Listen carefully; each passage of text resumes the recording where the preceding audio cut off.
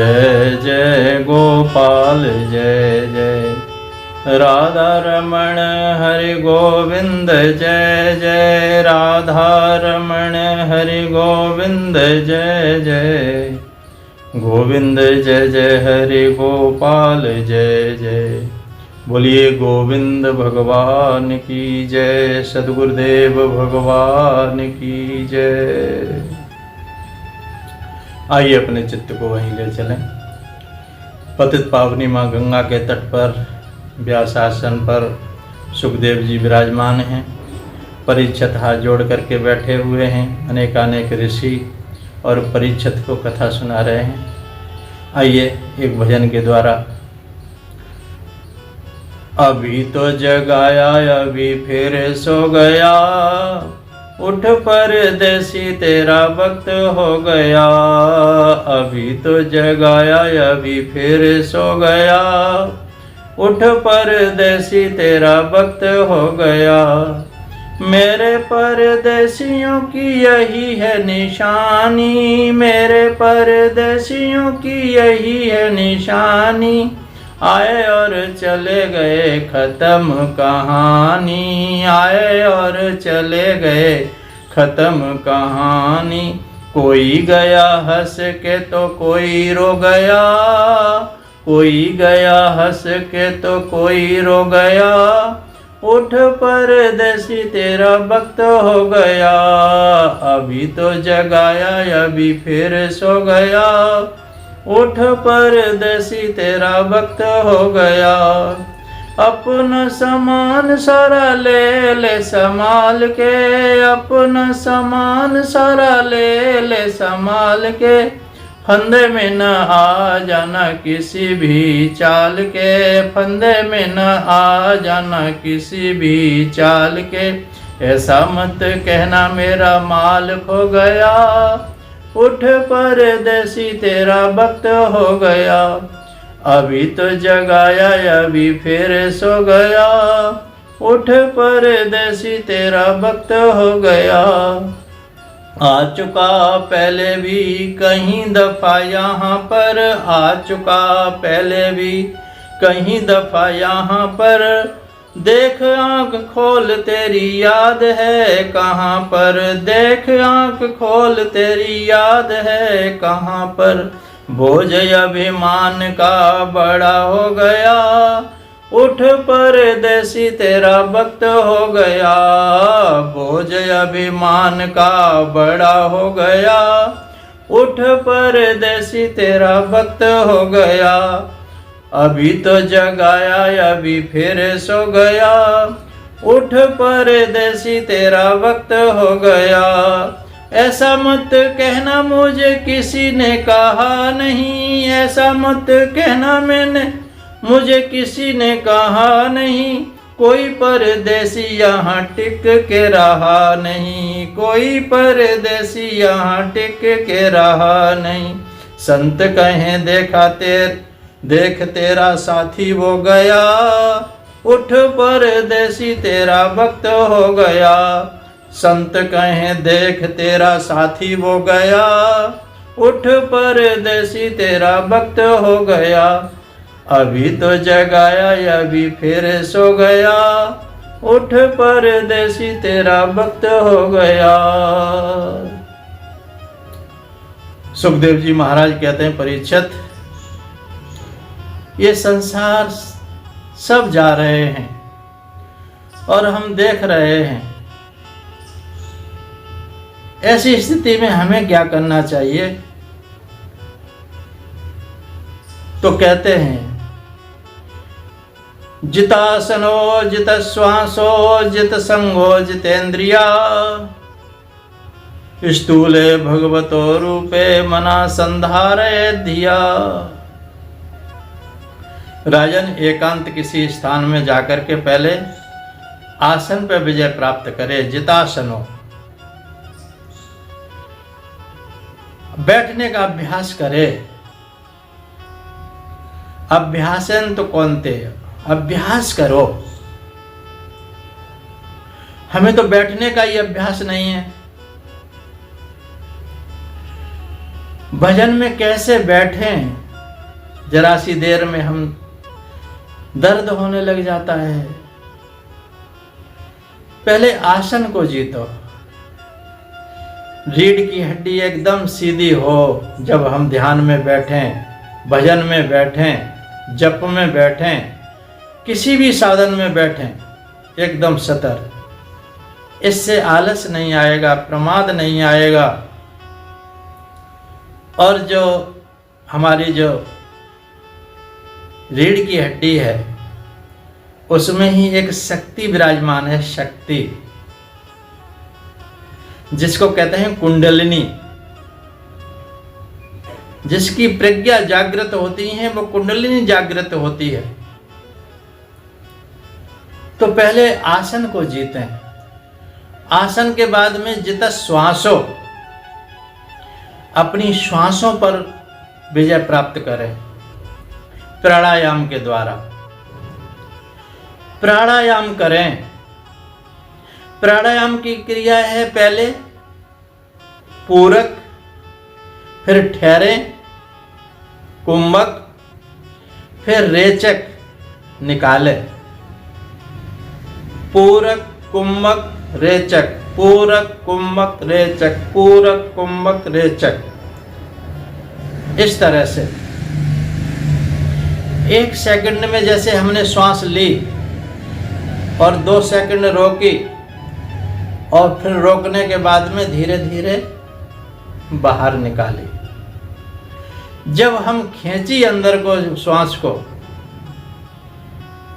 इस तरह से ये मुद्रिका, ये नासिका पुटों पर लगाएं हाथ, एक उंगली यहाँ लगाएं आज्ञा चक्र पर, और जब श्वास खींची तो भावना हमारी क्या हुई? ये भावनाओं का सब खेल है। भावनाएं हमारी ऐसी हों, जब हम पूरक ले रहे हैं, पूरक खींच रहे हैं, तो हमारी भावना ऐसी हो कि वो है तेजोमय परमात्मा है, संसार में फैला हुआ है, जो पॉजिटिव एनर्जी है जिसको कहते हैं, जो परमात्मा तत्व है, वही श्वास के प्राणों के द्वारा हमारे अंदर आ रहा है, वही आ रहा है। और अब हम ठहरे हुए हैं कुंभक, पूरक और कुंभक में अब ठहरे हुए हैं 2 मिनट के लिए, 2 सेकंड के लिए।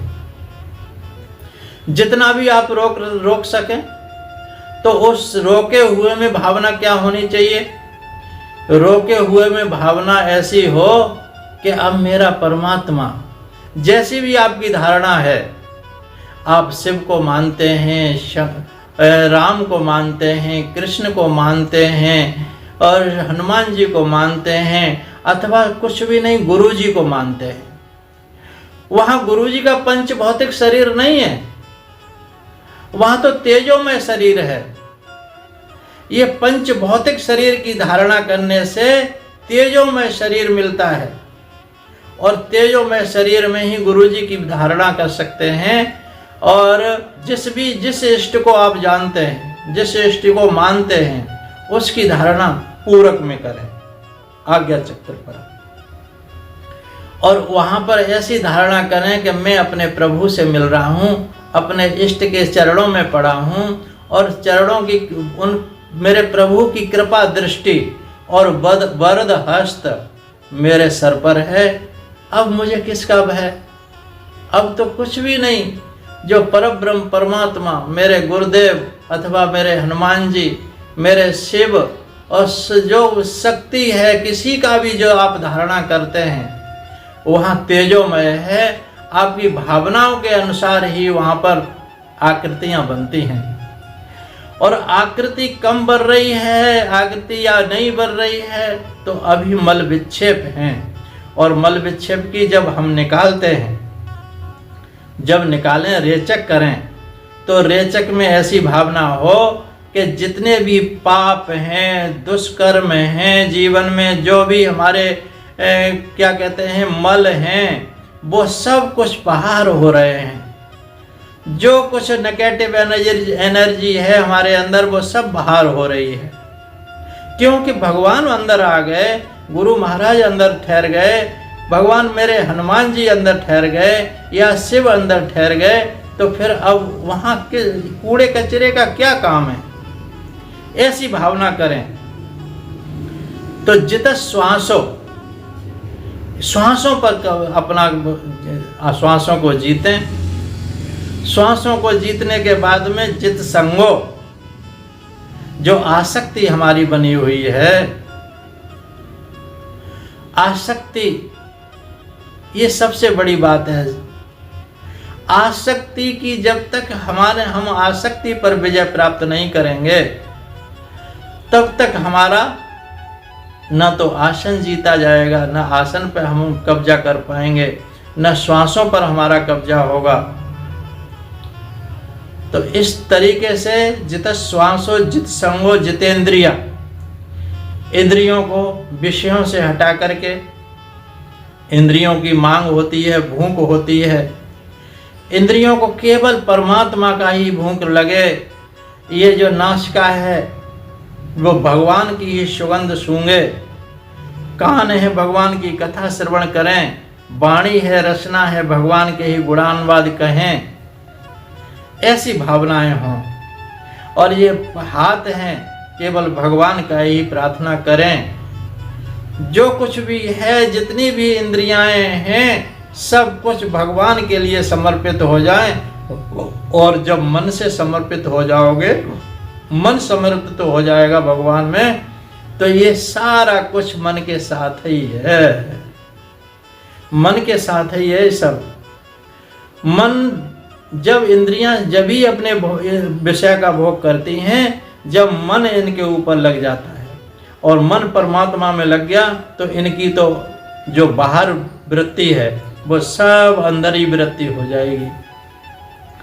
तो क्या कहा सुखदेव जी महाराज ने? जितासनो जित श्वासो जित संगो जितेंद्रिया। इस चार चीज़ों का ध्यान करें कि आपका आसन सिद्ध हो जाए, आपकी श्वासों पर आपका कब्जा हो, और जित आसक्ति को जीत लें। आसक्ति ना हो हमें संसार के, केवल भगवान में अपनी आसक्ति को जोड़ दें, और इंद्रियों को भगवान की तरफ मोड़ दें। और स्थूल भगवतो रूपे, ये बहुत बड़ी बात है। देखो, ये सब होने के बाद में जो भगवान का ये विराट स्वरूप है, विराट स्वरूप, ये संसार भगवान का ही स्वरूप है। क्योंकि भगवान ने क्या कहा? स्रोत समझ जानवी, और वृक्षों में मैं पीपल हूँ, और सब कुछ, सारी विभूतियां तो गिना दी गीता में। तो सब कुछ विराट स्वरूप है। और तो जानो मैं सब कुछ जड़ चेतन में समाया हुआ हूँ, सब कुछ। तो स्थूले भगवतो रूपे मना संधारयेत्। मन को स्थूल भगवान के ये स्थूल स्वरूप में परमात्मा का ही दर्शन हो, सब में परमात्मा का दर्शन हो। मना संधारयेत्, धिया बुद्धि और मन को भगवान में लगा दें।